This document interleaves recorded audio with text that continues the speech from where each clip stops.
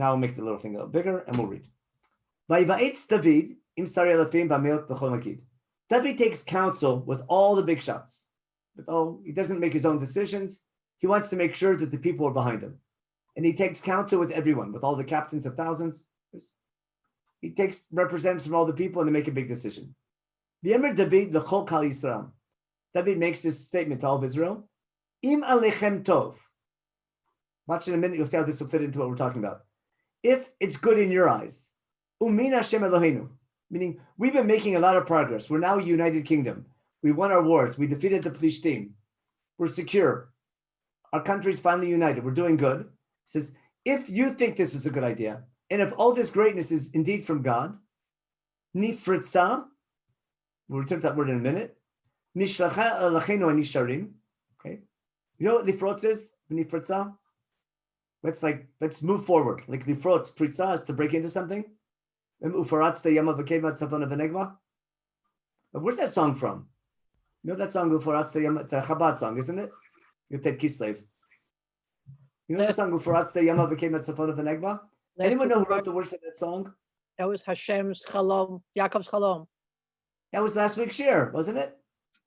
And Yaakov's Chalom in Beitel, after which he decides to build a house for God, God's opening line, remember Pasuk Yudalad was, I'm the God of Abraham and Yitzchak, the land you're on you're going to get. And then your seed will be like Afar Haaretz, Ufaratz the Yama v'Kemat Tzafon v'Negba. And then God will, even though I'll be with you. Notice David uses the same word when he wants to start the process of building the temple. Nifritzah. What's really neat is that David has a great-great-grandfather named Peretz, of all people. And we'll see later on that when he brings the Aron to Yerushalayim and something goes wrong, the place is called Peretz Uzzah. The word lifrotz is a buzzword through this whole section, and it all begins with Yaakov's neder to build a house for God. Because David's going to see himself as fulfilling Yaakov's neder. So the word nifritzah is not by chance. Nifritzah, nishlacha elachenu anisharim, but also it means like to take action, to move forward. Let's send all our brethren, we're all, in all the lands of Israel. Let's make this united effort. Let's get also the tribe of Levi involved and the Kohanim, because they're going to work in the temple, they're going to teach Torah, wherever they are. Let's unite the country and make a big movement. Pasuk Gimel. V'naseva et Aron Eloheinu Eleinu, ki lo drashnua b'mei Shaul. Let's bring the Aron, the Ark of the Covenant, to us, because we didn't care about it. We didn't look for it during the time of Shaul. Remember in Sefer Dvarim, we're told the Shichnot Hidushu Batashama. Maybe I should open up on a different screen real fast. Tell me if you see this screen. You're able to see the other screen. I'll just open up a different Tanakh real fast because this is too detailed. We'll open up a Tanakh too. Sefer Dvarim, Perek Yud Bet and Parshat Re'eh, which is the main source for when to build the Mikdash. And God says, when you come to the land, get rid of all the places of idol worship. Don't do that to your God. Pasuk Hey.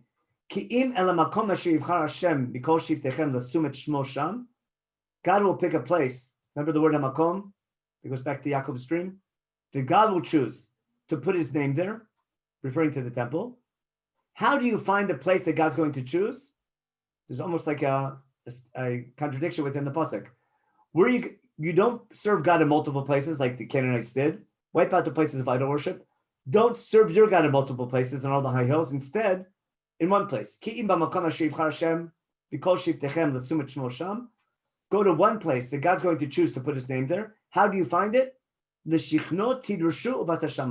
look for it, and then you come there. Meaning, God will choose the place, but you have to look for it. And we'll see later in Divrei Yamim how David is doing everything to look for that place to build the house for God. And there you bring all your korbanot. If you know Parshat Re'eh, from there on in Sefer Devarim, the main topic is like 20 times Hamakom Shivchar Hashem. You're going to bring our tithing goes there, our korbanot go there, our firstborn. All the holidays will be B'makom Hashem, even Korban Pesach. Everything's B'makom Shivchar Hashem. So let's go back now to Divrei Yamim. So what's he say? But let's bring the Aron of God to us. Ki lo dorashnua b'mei Shaul. I think that's a clear reference to Sefer Dvarim. David is Doresh the Mikdash. He wants to build it. But it's not coming. The first thing, he doesn't do it when he's running away from Shaul. He doesn't do it when he's king in Hebron. He waits till there's unity in the country. And that's why it says, Im alechem tov. If you think it's a good idea, if you're in on it, and this is from God. If God is with us. Okay? And then, Vayomer chol kal lasot kein, ki yashar hadabar b'nei ha'am. The people are with him. You can't make this movement if the people aren't behind you. Building a mikdash for God is not something that, it's not an individual movement by a couple vigilantes. They can maybe inspire people. It's got to be done by the people of Israel. Rav Kook, especially Rav Tzvi Yehuda, was very emphasized that a lot in the Sichot, that you're going to do something, Klal Yisrael has to do it. Small group of people could inspire, but until the government decides to do something, it can't be done. Vayikahel David kol Yisrael min shichor misam adavo chamat, our fullest borders. David gathers the whole nation together. Lavi et Aron Elim mikirat Yarim. Where was the Aron till now? The Aron was originally with the Mishkan. The Mishkan was originally in Gilgal. Gilgal, they moved it to Shiloh. For hundreds of years, the Mishkan was in Shiloh, all during the time of the Shoftim. Until the beginning of Sefer Shmuel, when it was taken captive by the Plishtim, when they destroyed Shiloh, and Eli's son, and Eli died, and his sons. The Aron went to the Plishtim for several months. It came back to Beit Shemesh. Beit Shemesh had this incident there, wasn't safe, and they moved it to Kiryat Yarim. And ever since early during the reign of Shaul, before the reign of Shaul, ever since the time of Shmuel, the Aron has been collecting dust in Kiryat Yarim. The Mishkan went from Shiloh and they built it in Novi Kohanim, a little north of Yerushalayim, near French Hill today, pretty much. It's Novi Kohanim. Remember, Novi Kohanim was wiped out by Shaul because they were cooperating with David. And then the Mishkan moved to Givon, also in the area of Binyamin. But the entire time of Shaul, the Aron is separated from the Mishkan. Why? It could be, it seems like it was, I'm saying, it seems from here it was out of neglect. It could be the people with the Aron said the Mishkan should come to us. The people in the Mishkan said the Aron should come to us. They couldn't decide how to get together, and each one had their own little center. But when you look at Shaul's kingdom, he builds up his army nicely. He's a good political and military leader, but in his list of priorities, the temple is not a priority by him. His kingdom is a big priority. His glory is a big priority, but building a house for God is not. David is exactly the opposite. As soon as he's king over all of Israel, the first thing he does, his first priority in his administration is, let's get the Mikdash built. And the first step is bringing the Aron to Yerushalayim. And the next step will be building the Mikdash in Yerushalayim. Okay. So then David and all of Israel go from Kiryat Yarim, and they bring the Aron from there. And they put the Aron in an Agalah, if you remember the story.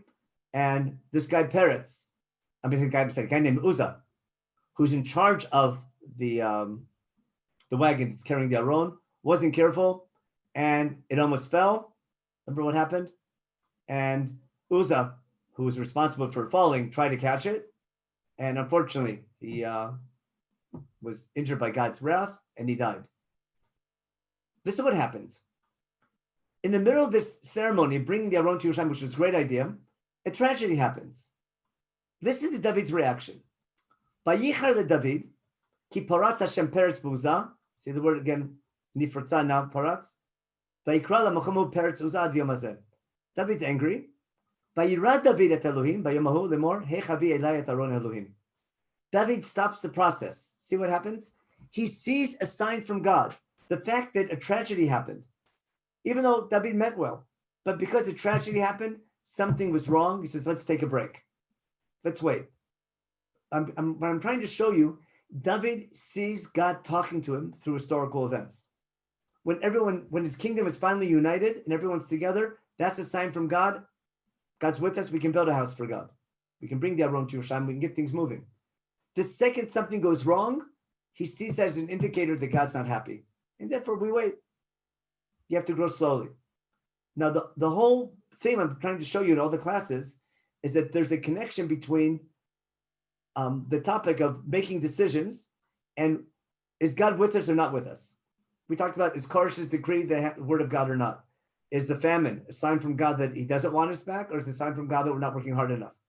But they all agree that what's happening in their history, God's giving the messages. The question is how to interpret the message.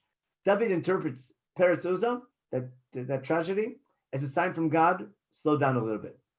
Okay.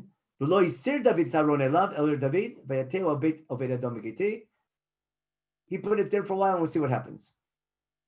Okay. And it's like 3 months there. Then by Baruch Hashem et Beit Oved Edom bet kosher lo. Things go good now for 3 months. After 3 months, things start getting better. And David sees that as a sign. It's time to continue. Okay. Now, in the meantime, by Shrach Hiram Melech Tzor, chapter 14, David HaTzerzim, Lebanon has lots of cedar trees. If you want to build palaces and big buildings, you need cedar wood for the ceilings. And therefore, the king Hiram sends him lumber. Listen to Pasuk Bet. Vayeda David, ki echinu Hashem lemelech HaYisrael, ki niset lamala malchuto b'avor amo Yisrael.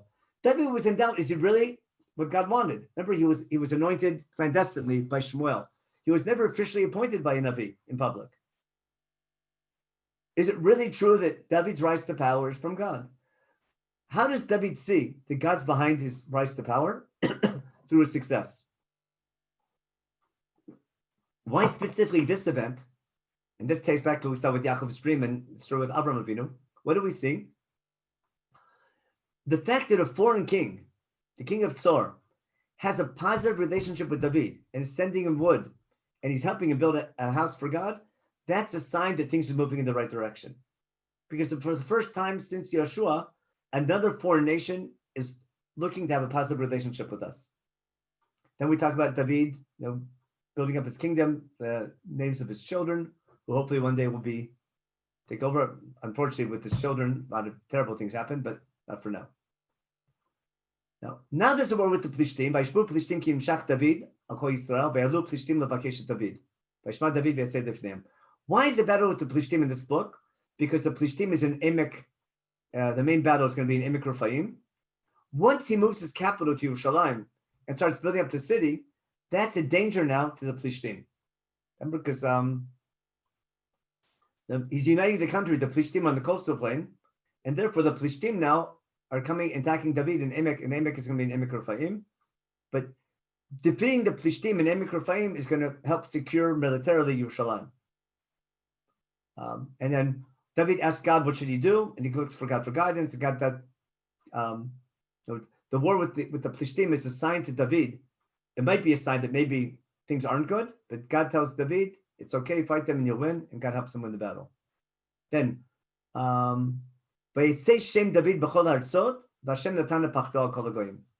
David's name now is famous in all the lands, and they're fearful of him. But we're slowly making progress towards international recognition. What's he decided to do in chapter 15? In chapter 15, he builds up his home, and then what's David say? Az amar David, lo laset aron elim ki mahalavim, ki bam b'char Hashem laset aron Hashem l'sherto ad olam. David realizes maybe one of the mistakes was that we carried it by wagon with the wrong people. Let's get the Levim to carry the Aron and do it right. And David does another Bayakel. Bayakel David kol Yisrael Yerushalayim la'alot Aron Hashem b'mkom asher yechino. V'yasef David Aron v'talevim. He goes on. The rest of the chapter is organizing all the Levim and explaining what we did wrong. Remember what we did wrong with Peretz Uzzah. Okay, and now this time get ready and do it properly. Let's do it slowly, do it properly. By Kachu Akodim Valavim Ladot et Aron Hashem, verse 14. They get themselves ready. They prepare. They do it much slower and much more, in a more careful way, and they bring it to Yerushalayim. And at the same time, what does he do? David starts organizing a choir to sing psalms for this Aron coming to Yerushalayim, and we get the list of all the singers in Yerushalayim. And as they're walking, we can read the rest of the thing. David's, we'll see in a minute when he starts dancing. But I'll read this the last two lines. Pasuk Chavchet. B'chol Yisrael malim et Aron Brit Hashem, b'trual v'kol shofar, b'chatzot b'tzatayim, mashmim b'nevadim kinerot. The entire nation's bringing the Aron. It's a big national event. Again, it's not a private event. It's a national event, and the people have to be with him. Full of singing and dancing. V'yi Aron Brit Hashem ba'al David. And that famous story, Michal looks from the window. and she's not happy the way David's dancing. Do you remember that song? And I'll just give you a quick, that story. In a nutshell, Michal was educated in London, Britain. Not really, but she had a different understanding of royalty. And she's always called the story later on, Michal bat Shaul. The detailed stories in Sefer Shmuel, which has to do with David and Shaul, there she called Michal bat Shaul. And David tells her, the reason why God picked me over you is because I was down there on the ground dancing with the simple people. Remember, David was dancing down with the simple people. Michal was super embarrassed the way her husband was acting. Says, how embarrassing is that to be down with the simple people dancing in front of the Aron? You're royal. Royalty doesn't act that way. And David says, that's exactly the difference between me and your father. That's why God picked me over your father. In fact, maybe we should take a quick look at that in Shmuel Aleph. I'm sorry, Shmuel Bet. Say for Shmuel Bet, that's going to be in Perek Vav. Just want to get the quote at the end of the chapter. I'll translate it for you. And David was dancing with his whole thing when they bring the Aron, and Michal showed looking for the window. Look what it says in the end. Pasuk Pasachav. Vatetzei Michal bat Shaul likrat David. Notice her name, Michal bat Shaul, to meet David. Vatomer, ma nechpad hayom melech Yisrael. How she's embarrassed. This is so unhonoring for the king of Israel. Asher nigla hayom b'nei amot avadav ki galot diglot achad harikim. You're acting in front of all these important women. You're acting like one of these empty people. She was super embarrassed by the way he's dancing down with the simple people. V'emer David Michal, lifnei Hashem asher bachar bi mi'avich. In front of God, I was dancing in front of God, who picked me over your father and over his whole household. Letzavot oti nagid al Hashem al Yisrael. He made me the leader of the Jewish people. V'sichachti lifnei Hashem. I'm the one dancing in front of God. Okay. I'm a nobody in the eyes of God. The real glory is the women who saw me dancing like that in front of God. That's the greatest glory of God, because in front of God, I'm a nobody. David is somebody who thinks he's a nobody. That's what makes him great. Okay. Last line. Umichal bat Shaul, again. Even though she had children, she didn't have children from David. Had Michal bat Shaul had a child from David, he would have been the perfect king. Could have been the kingdom of Shaul and David united. And Michal should have been the mother of the next king. But because of that attitude of not understanding the importance of a house for God, the whole line of Shaul was lost, and it goes to David. Now, why is that story in Shmuel? Because that has to do with why David's chosen over Shaul. That's not the topic of Divrei Yamim, therefore it doesn't go the story in detail. Now, chapter 16, Divrei Yamim, is key for understanding. We'll see even davening. They bring the Aron to Yerushalayim, and they make a special tent for it. In the next chapter, he's going to want to build a house for God. What's David do? We have this Bennigan weddings also. People come to a big gathering. Everyone gets a little party bag to take home with them. Some nash for the way home and things like that. But here, not just nash, he gets regular bread and food and drink. He's making this a major event. Everyone comes home with something special. In front of the Aron now, he has a group of Levites who are going to serve. To go and sing God's praises. This is the beginning of Sefer Tehillim. Asaf HaRosh. Right? Mishnah Zachariah list of all these big Levites. Bayom Ohu, Pasuk Zayin. Az Natan David Barosh Lodot Lashem Be'arasaf Ve'achav. That's when Asaf was appointed the chief Levite, the chief composer of Tehillim. There's remember Mizmorei Asaf in Sefer Tehillim? Tuesday morning, Mizmor Asaf Hashem Nitzav Latel. Yom Thursday morning is also Asaf. Asaf was the chief Levite, appointed by King David to be in charge of the choir when the Aron came to Yerushalayim. And what Mizmor did they sing when they brought the Aron to Yerushalayim? It's like familiar. See that? For those who make it on time to Pesukei Zimra, or the old days when people went to shul, Pesukei Zimra that we say every morning begins right here.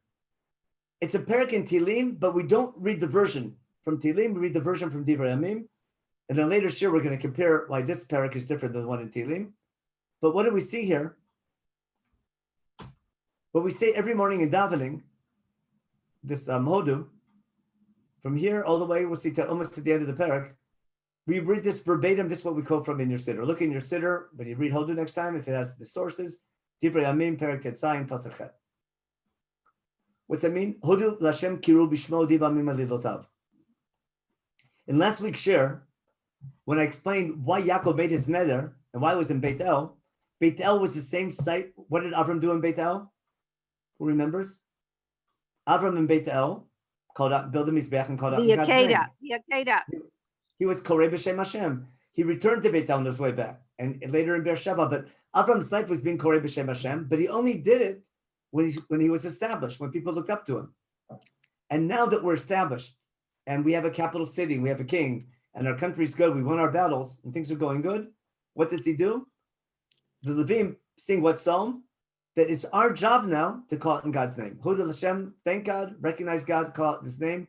Let the nations know about him. You can only do that when other nations look up to you. And that's why I want to tie this to last week's share. David finally fulfills Yaakov's neder. What Yaakov was hoping to achieve, hoping in his lifetime, which never reached fruition at all, isn't fulfilled until hundreds of years later in the time of David. But David sees himself as fulfilling that goal of Yaakov. But look at the idea of being a light to other nations, and the Mikdash being a place where other nations will look up to you and call it in your name, in his name. So there's a mizbech now in front of their own. The next chapter will want to build a temple, but this is stage number 1.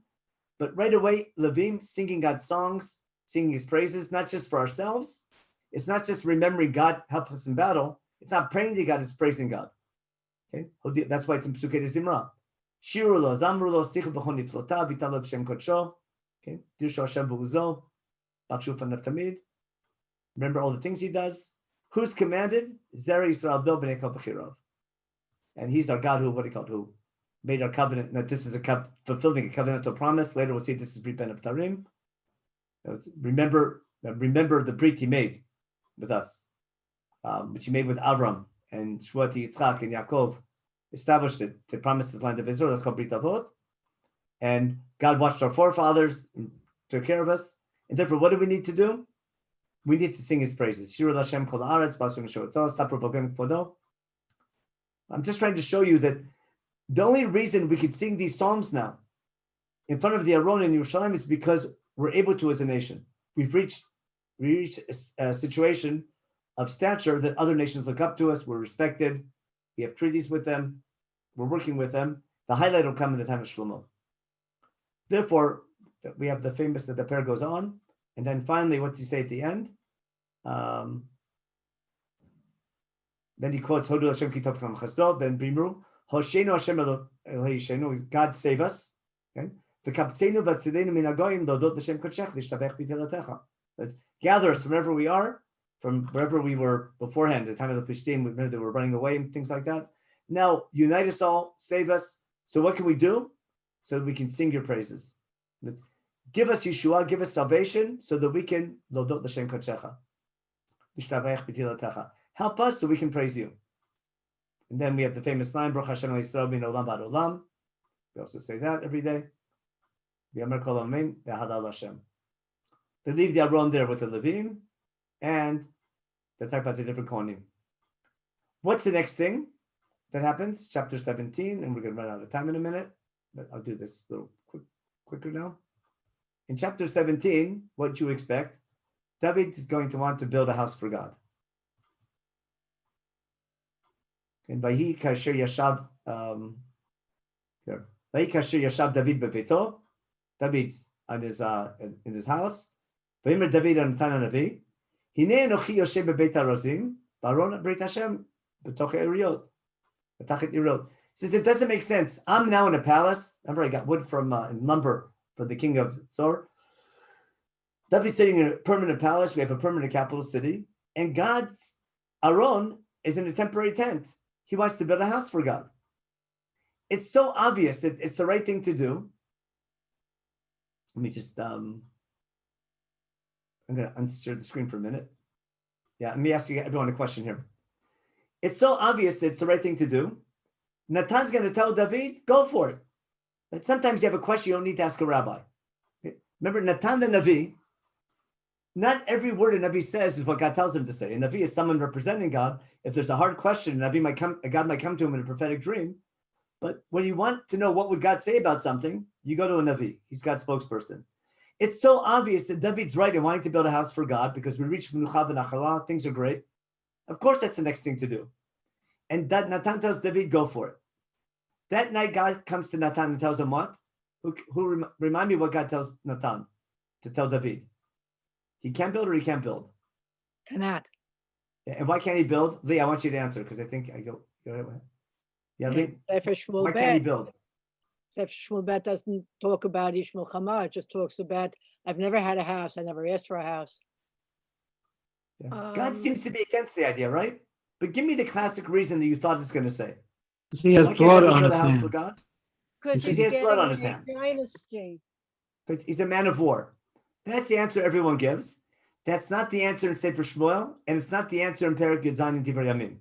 We'll see it soon. He was being given a dynasty, and that's what was more important.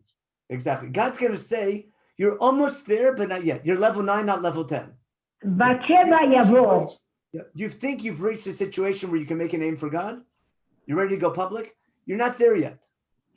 What's he say? Wait till you have a child and you have a dynasty. Okay? And only once you have a dynasty, God's going to say, I'm going to build a house for you before you can build a house for me. We'll read the answer now inside. Where are we? We're back in Divrei Yamim, and here we go. In chapter 17. Okay. Natan told David, "Kol asher b'vcha, say do whatever you think is good because God's with you." See, I'm highlighting this all the time.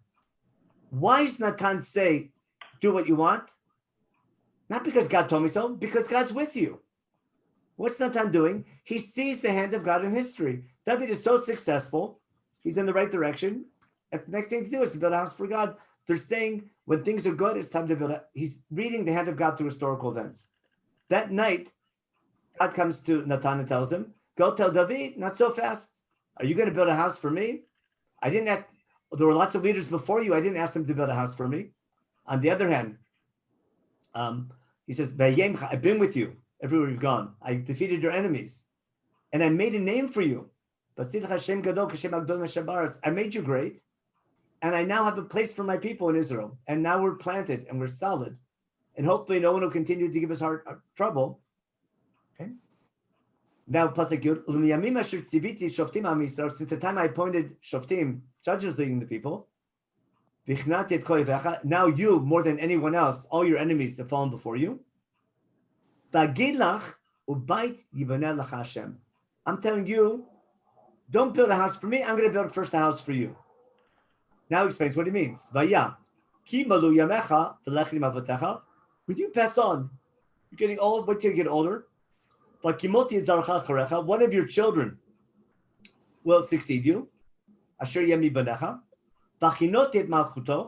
help establish his kingdom. He'll build the house, and I'll make his throne eternal. I'll be like a father, he'll be like a son to me, and I won't take away my treaty with him like I did from Shaul. Okay, okay? And his king will be established. His kingdom will be established forever. Will be strong. That was the vision that Natan told David. So basically, Natan tells David, until you have an established dynasty, until you're strong enough, you've come a long way, but it's not enough. Sometimes it takes another generation. You can't start after. We'll see in a minute. David was living in the generation of wars that had to be fought. God's saying you're moving too fast, a little too quick. That's that nifratzah. Your parade's too fast. Slow down a little bit. The Aron is fine. Wait another generation for the Mikdash. And the proof that David doesn't see this is no, because David spends the rest of his life building a house for God. That's chapter 17. Okay, David gives a profuse thank you afterwards. He says, what does David say? Thank you. He gives a whole big whole prayer, but the famous Umikam Chayisrael Ge'echad Ba'aretz. That's from here in case you want to know where it comes from in davening. and Shabbos Mincha. Asher alachlim lifdot lo la'am l'sum lo shem gdolot v'norot. God made us a nation to make our name great so we can make his name great. And that's why he got rid of he took us out of Egypt and helped us defeat the enemies. And remember, we're your people. You're our God, we're your people. And he says, Halavai, should be true. Your name should be great forever. Remember, Gadal comes from here. That same idea. Your name, remember our prayer that God's name should be great. This should be established and your name should be great. And people should say, Hashem Israel, God is the God of Israel. And Ubeit David Abdecha Nachon Lefanecha. And the house, this monarchy is there to serve you. And he basically thanks God profusely for giving him the right to have a dynasty that's going to be in charge of building the temple. In the next 2 chapters, actually 3 chapters, but the last one's really short, it talks about battles that David fights. But the reason why the battles are here, it proves that we're not ready yet to build the temple. But all the money that all the money that he takes, that God saves him in all these battles, and David takes all the gold and brings it to Yerushalayim, we'll see later, to build the Mikdash. But basically, all these battles, the money is used to build the Mikdash. And finally,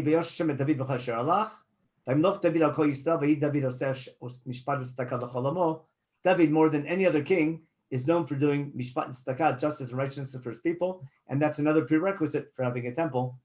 We'll dedicate another shir that later on. Now, I want to get to what I wanted to get to now.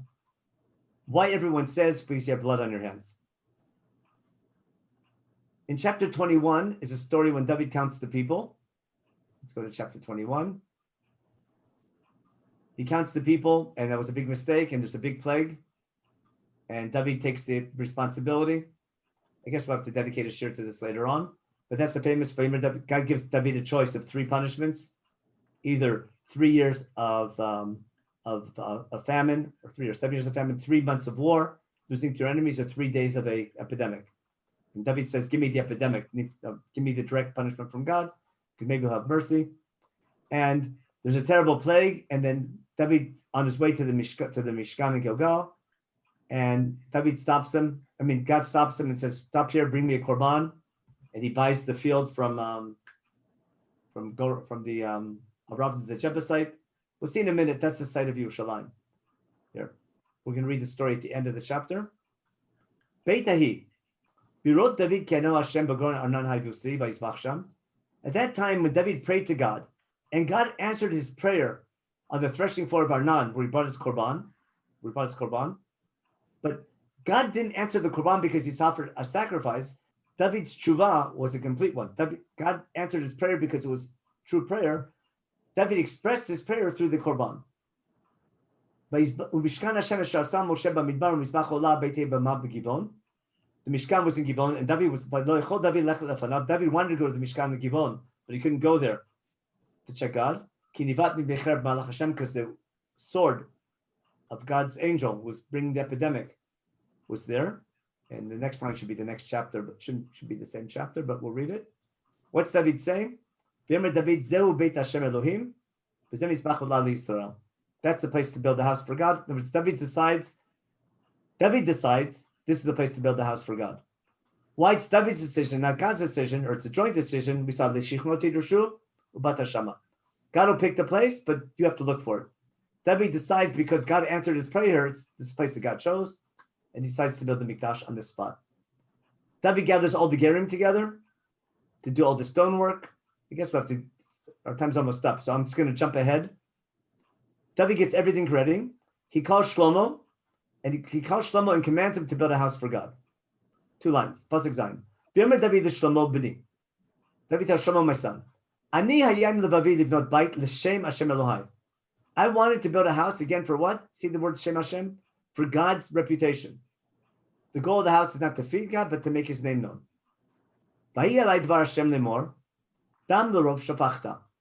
You can't build a house for God. Why? You're living in a time of war.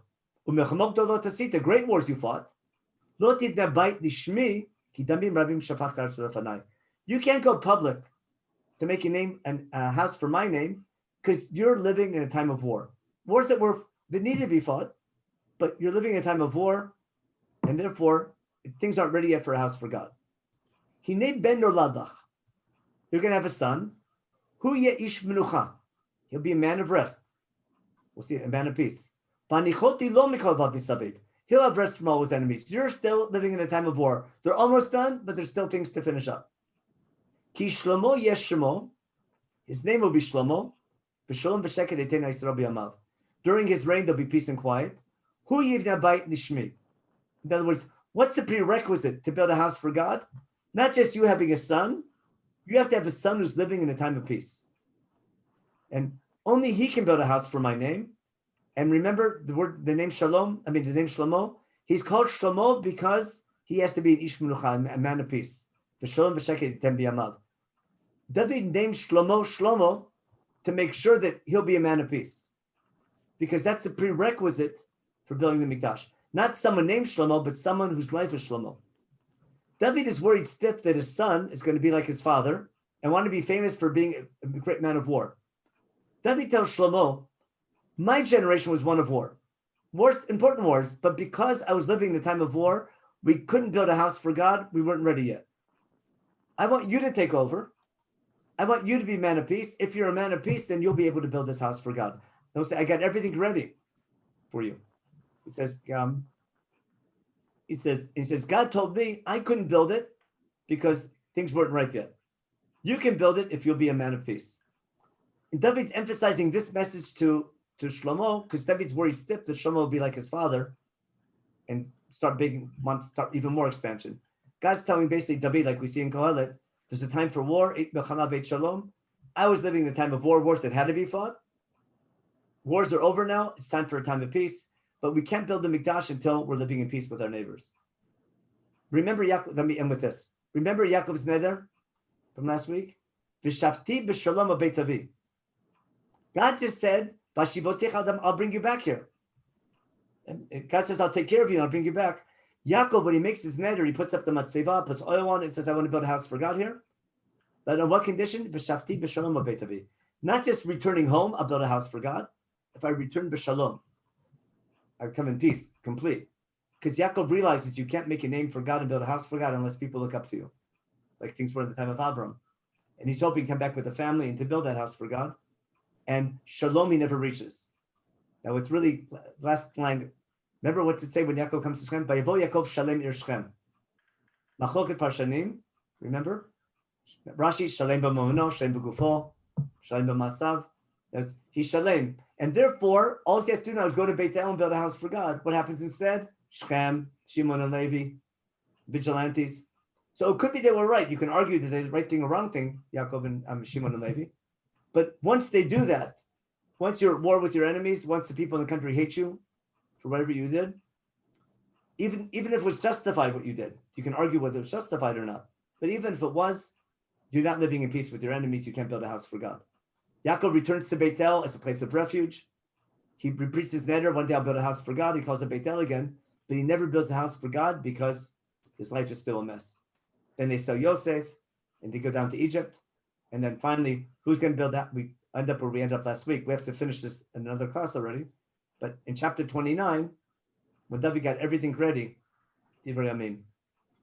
chapter 28, he gathers the whole nation together again to present the Mikdash to Shlomo, to the people. He gives a whole speech. I want to build a house for God. And in chapter 29, he charges Shlomo in public. Shlomo, you run, and there's a lot of work to do. With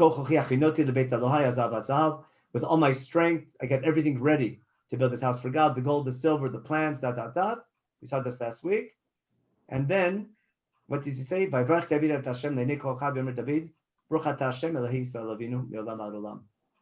blesses God, the God of who? Of Yisrael. We read this week. Yaakov's name changed from Yaakov to Yisrael is in Beit El. Remember, God says, Ani El Shaddai, I'm the El of Beit El. And Yaakov calls the place again Beit El. And he repeats his neder. And the first leader in Jewish history who achieves peace and completes the conquest of the land, and at the end of his life is able to achieve peace with all the neighboring nations, and is able hopefully to have his son build a house for God. he's going to fulfill Yaakov's neder. Therefore, he says he blesses God, Hashem HaYisrael Avinu, and everything there. And David says, you'll get the credit. Remember the Chashem Abdullah, what we talked about last week. So in a nutshell, what I tried to show you in honor of Hanukkah is when we read the book of Divrei Yamim, you can see how it's written, it's inspiration for the people of Beit Sheni to take initiative in building a mikdash for God. But you can begin to understand a little bit why the people might think it's not time to build a house for God, because we're not respected by our neighboring countries yet. But maybe we are. So that's a question. How much do we read international events and even local events? Is God with us or not? And that's why it makes so much sense why the people are saying this isn't time to build a house for God, because there's a drought and things are bad. And Haggai tells them, no, you have it wrong. If you tried harder, then things would be better. And that's the question again. What's God, when certain historical events are happening, how do you interpret God's message? That's the job of the Nevi'im in ancient times. And the only thing we have nowadays is to learn those books and maybe try to get a little better understanding from how they saw events. Okay. Okay, so I'll take questions now. Went overtime today and we started late, but hopefully we're okay. 2 questions. Yeah, you can. Questions, okay? I should tell you the questions? Okay, just let me go back to the Could we beginning. speak the questions? No, I'll read him the questions. Okay, you already said intermarriage, you'll discuss more. Okay. Let's see, just scrolling down here. That's okay. Both David and Shlomo Marion have children with non-Jewish women. Okay, that I don't know if you want to address that that's now. a long way. Both, right. I mean, so did Avram. I mean, maybe not Avram, but all the Shvatim did. When kings marry foreign women, that's political treaties. But the question why they become kings, that's a whole different topic about intermarriage in biblical times.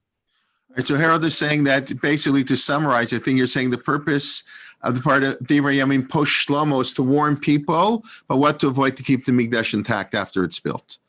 Wait, say that again? That the purpose of Divrei Yamim post Shlomo was to warn the people what to avoid in order to keep the Mikdash intact after it's built. Yeah, David's speech is not just, he's not quoting God. I'll give a better reason why he says that. I'll tell you now already because we don't have time for that. As long as you're listening in, if you're not too bored. Why? How does David say that God told him, David Rabim Shafach Lefanai? How does David say that? God didn't tell him that. It doesn't say that in Divrei Yamim, it doesn't say that in Shmuel. When God tells Natan to tell David, it doesn't say anything about David Rabim Shafach. It just said, not you, but your son. David understood that.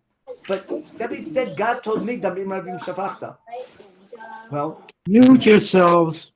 There's a beautiful source for that. What's the source?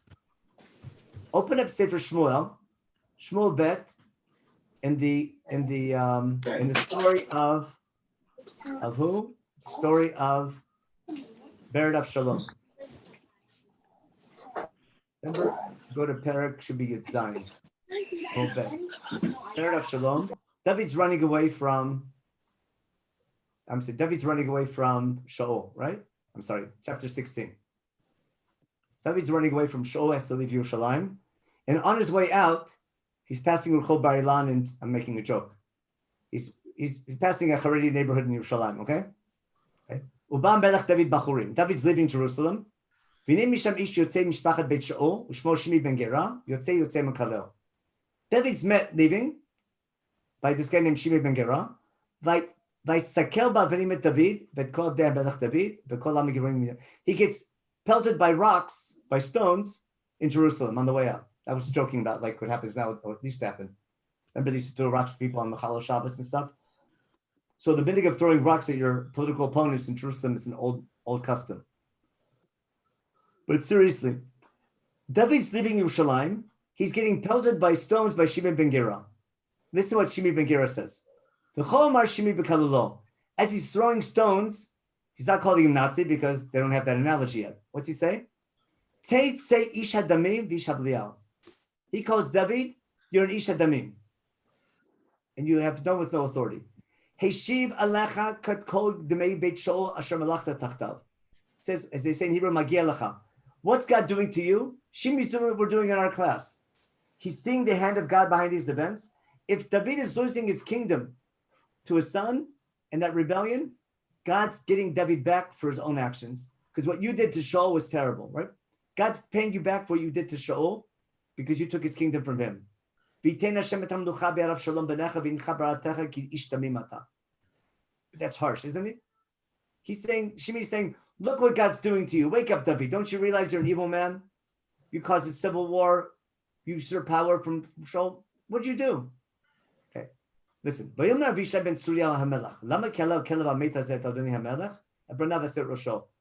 right wingers tells David, let me kill the guy. Don't let him talk that way. Don't let him demonstrate. Kill them all. Let me knock off his head. This is what David says. He's had it with these vigilantes. I mean, he works with them, but they're too extreme for him. Hashem amar lo David, umi amar madu asita kein, v'yomer David al Elisha ve'al vadav, hine bini asher yatzam v'kshev v'nafshi, v'af ki ata et ben haimini, hanichu lo v'yikalel ki amar lo Hashem. That's what I wanted. What does David tell his men and his generals? Let him curse me, because he says that's not Shimi cursing me. He hears the voice of God in Shimi. Just like Shimi sees the hand of God in David's punishment, David hears the voice of God in Shimi's cursing. And when he hears Shimi say ish adamim, what's David say? That's not Shimi talking, that's God talking. David's taking Musar from Shimi. Remember Chazal say Shimi was his Rebbe? There's a Gemara like that, right? There's a Midrash that Shimi ibn Ger was David's Rebbe. What's he saying? What Shimi is saying is from God. David's taking Musar. He says, you know what? Maybe I'm the cause of all this. Now, even though Shimi called him Benish Damim, David understands God called him Benish Damim. And what I think David is saying is, when he says, I'm an Ish Damim, ki Damim Rabim Shavach, ki Ish Damim Ata, means you are the cause of civil war. And it's not only that you can't build a Beit HaMikdash in time of war with your enemies. When you're living in a generation of civil war, when people are killing each other within the country and people hate each other, that's also not a time to build a Mikdash. It's not enough to be respected by your outside enemies and not have any more outside enemies. There has to be harmony within the people. And David sees that when God told him, you can't build a house for God, only the next generation, he sees that he also, maybe he meant well, but he was part of a terrible civil war between Shaul, between Yoav and Avner, remember? And he didn't want it to happen, but he felt responsible for it. So when he tells Shlomo that God told me I'm Manish Tamim, it might not have been the exact answer when he wanted to build a Mikdash, but that's how David reads the answer. He says, there was something in me. There was in some way I was not worthy of building a house for God because I was a man of war too much and I caused a civil war. And when you're living in a time of civil war and Sinat Chinam, and Sinat Achim, it's not time to build a Mikdash. I just want to add that for I'm not sure if that answered the question. What was the question? Or I forgot. Okay. No, the question, I also forgot. Okay. On the purpose of Divrei Hayamim, that is basically Musar, how to act, so they won't. Exactly. Okay. So what I'm saying is, you want to build a house for God, you can't do it when you're Shimon and Levi. You follow? Yeah. It fits perfectly. Avishai and Yoav, they're like, what do you call it? They're like Shimon and Levi. They mean well, and they have a point. They always have a point. And sometimes you have to act that way, but when that's how you're living, you can't build a house for God. You have to wait till this generation of peace. And anyone who wants to apply that, remember I told you that what we're learning are things that you can help understand the modern day situation. You can understand why some people think it's not time for a temple yet, and some people think it is. All right, so you answered one of the other questions that it isn't yet time to build the question at the Beit HaMikdash, as David said. I think the other two questions, perhaps, why so much in Aramaic, and perhaps, Shlomo being a third king, you need 3 generations, like by Yaakov, maybe we can address, next week. It is getting a little late. Right, so we'll stop here. So we can stop here. We can always address something from this week, next week, too. Okay. Okay, your question was about Divrei Hayamim Beit. Okay, we can address that next week also. I want to thank everybody. For those who didn't see the email that we started 15 minutes late, my apologies. Rabbi, are we going to do this every week? We can discuss and let everybody know, because you said it's a little bit more convenient for you to do 11:15 every week. I can do 11, but I can do 11:15 also. Either one's fine. Well, okay, I'll discuss with you. We'll see what's better, and then we'll let everyone know. Please read the email so you'll know if this is going to be just a one-time change or a weekly change. I believe Rabbi Leibtag gives a class jail till right before 11. So it might be nicer if we give him a 10-minute break so he won't have to spill his coffee on his computer. But, right, like you said at the beginning. So, okay. Today's class was in honor of my computer being right. For those who came late, whatever, he spilled his coffee on the computer. Please God, it'll work fine. Tomorrow night, Mark Shapiro, that's our next class on Zoom. We'll send out soon the schedule for Hanukkah. We have a few extra, especially including next Sunday. Rabbi Leibtag will give a series sort of, a separate from the series in a sense. It's connected, but on Hanukkah. Anyways, everybody have a wonderful day. Shavua Tov. I hope it starts to rain. The Taintel Matar season has begun, and everybody be well, and we look forward to learning with you.